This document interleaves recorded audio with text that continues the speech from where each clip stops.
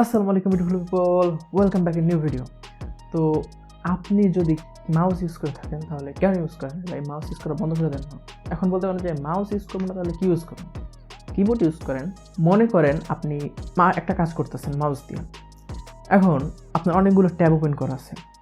এখন আপনি কী করবেন? একটা মিনিমাইজ করবেন, আর একটা ক্লিক করবেন, অথবা আপনি টাস্ক বারে গিয়া আপনার ট্যাবগুলোকে ভিজিবল করবেন, তারপর ট্যাবগুলোকে দেখবেন। এত প্যারা নেওয়ার কী দরকার?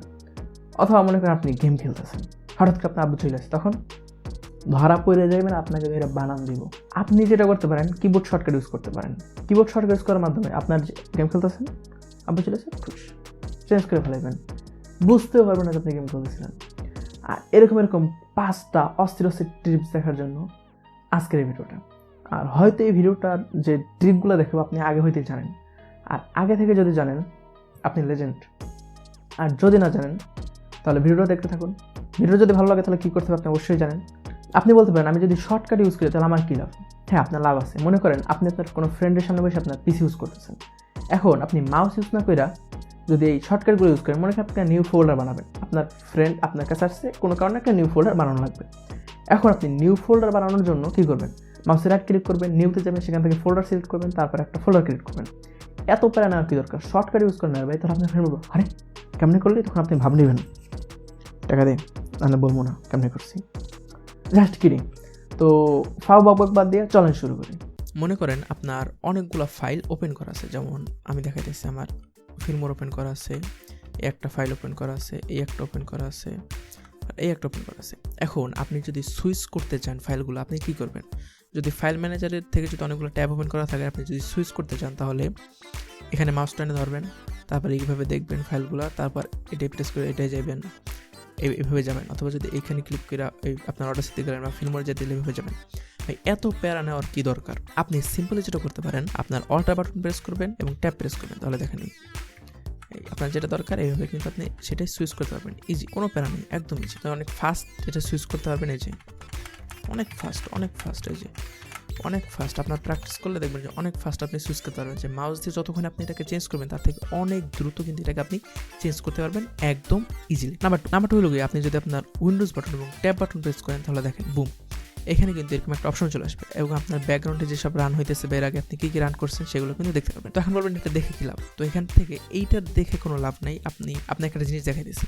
তো এই দেখতে পাচ্ছেন যে প্লাস নিউ ডেস্কটপ, তো এখানে যদি প্রেস করেন তাহলে নিউ ডেস্কটপ ক্রিয়েট হবে। আমি এগুলো ডিলিট করে দিচ্ছি, আবার আপনার তবু দেখাচ্ছি। আপনি যখন আসবেন তখন আপনার এভাবে থাকবে।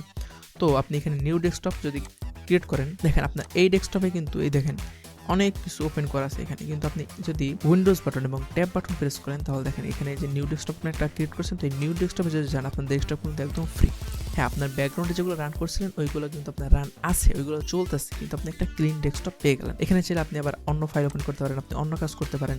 আপনার দুইটা কম্পিউটারের কাজ আপনি একটা কম্পিউটারে সারতে পারতেছেন। তো আবার আপনি যদি আগের ডেস্কটপে যেতেন তাহলে আবার উইন্ডোজ এবং ট্যাব প্রেস করবেন এবং আবার এখানে ক্লিক করলে আবার আগের ডেস্কটপে চলে আসবেন। আবার যদি আপনার এটা দরকার না হয় তাহলে আপনি এখান থেকে জাস্ট সিম্পলি ক্রস চিহ্ন দিয়ে কেটে দিন। আরেকটা জিনিস দেখাই দিতেছি। মনে করেন আপনি গেম খেলতেছেন, এখন আপনার আব্বু যদি হঠাৎ করে চলে আসে এবং যদি দেখে যে আপনি গেম খেলতেছেন তাহলে কিন্তু আপনাকে এটা মাইর দেবে, যদি সে এটা পছন্দ না করে যে আপনি গেম খেলেন। মনে করেন আপনি একদম ফুল স্ক্রিনে গেম খেলতেছেন, তো এখন আপনি কি করবেন? এটা গেমটা কাটতে তো অনেক সময় লাগবে, কিন্তু এতক্ষণ আপনার আব্বু এসে কিন্তু আপনাদেরকে দেখে ফেলছে যে আপনি গেম খেলতেছেন। এখন কি করবেন? আপনি সিম্পল আপনার কন্ট্রোল এবং উইন্ডোজ বাটন প্রেস করে যদি আপনার অ্যারো কি রাইট অ্যারো কি যদি প্রেস করেন, বুম, একদম নতুন ক্লিন ডেস্কটপ। হয়তো এই ডেস্কটপ একটা ফাইল ওপেন করে রাখলেন, যে আসলে বলবেন যে আমি এটা করতেছিলাম।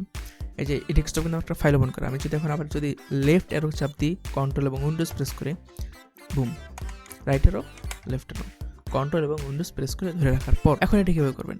আপনি ওই যে উইন্ডোজ এবং ট্যাব বাটন প্রেস করছিলেন মনে আছে? তো ওইখান থেকে যে নিউ ডেস্কটপ ক্রিয়েট করছিলেন না, তো এইটা দিয়ে কন্ট্রোল এবং উইন্ডোজ দিয়ে মূলত এই নিউ ডেস্কটপটা ইজিলি খুব তাড়াতাড়ি ফাস্ট সুইচ করতে পারবেন। এই যে খুব ফাস্ট এটা আপনি সুইচ করতে পারবেন, চেঞ্জ করতে পারবেন।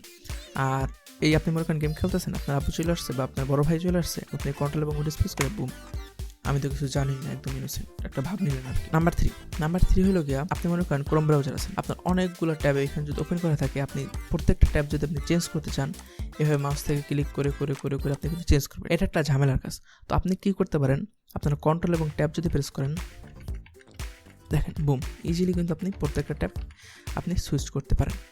আর লাস্ট টিপসটা হলো গিয়া, মনে করেন আপনি একটা নিউ ফোল্ডার ক্রিয়েট করবেন। এখন নিউ ফোল্ডার ক্রিয়েট করার জন্য আপনি সিম্পলি কী করেন, নিউ ফোল্ডার ক্রিয়েট করার জন্য আপনি যেটা করেন রাইট ক্লিক করেন, এখান থেকে নিউতে যান, তারপর ফোল্ডারে যান, তারপর একটা ফোল্ডার ক্লিক করেন। ভাই এত প্যারা নেওয়ার কী দরকার, আমি দেখা যাচ্ছে কি আপনি শর্টকাটে নিউ ফোল্ডার ক্রিয়েট করবেন। আপনি কন্ট্রোল শিফট প্রেস করে ধরে রাখবেন, তারপর এন প্রেস করবেন, কন্ট্রোল শিফট এন।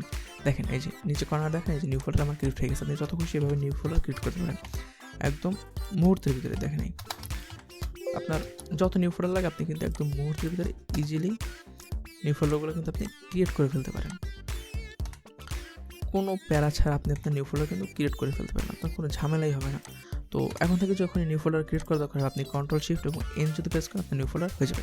আজকের ভিডিওটা পর্যন্ত আশা করি ভিডিওটা ভালো লাগছে। যদি ভালো লেগেই থাকে তাহলে অবশ্যই লাইক দিয়ে যাবেন, কমেন্ট করে জানাবেন কেমন লাগলো। আর যদি খারাপ লাগে অবশ্যই ডিসলাইক দিয়ে যাবেন, কমেন্টে গালি দিয়ে যাবেন।